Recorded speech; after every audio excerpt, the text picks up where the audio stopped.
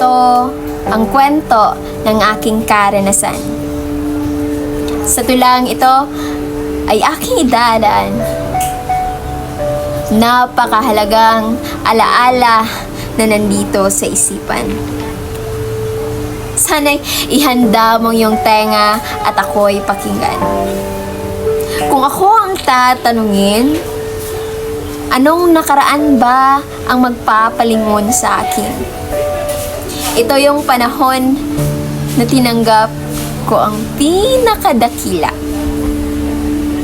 Ang pinakadakilang nilalang na alam kong di ako manghihinayang.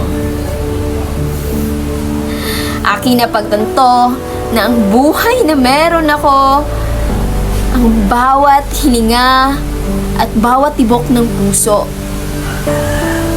ay kanyang kaloob at biyaya niya ng buong buo.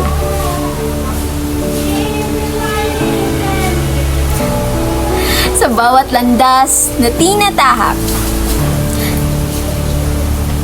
siya ang gabay sa bawat unos at hirap.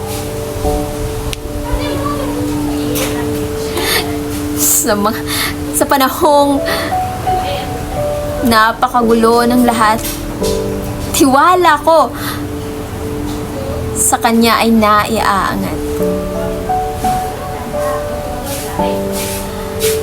Panahong aking naaalala, panahong unang sulat ko ng tula para sa kanya. Maraming luha ang bumuhos sa mga mata. Masasayang luha hanggang sa matapos ko ang aking akda. Pangalan niyang napakadakila na di kaya tumbasan ng salita. At sa sarili ko'y napatunayan, sa buhay kong ito, siya ang ating kailangan.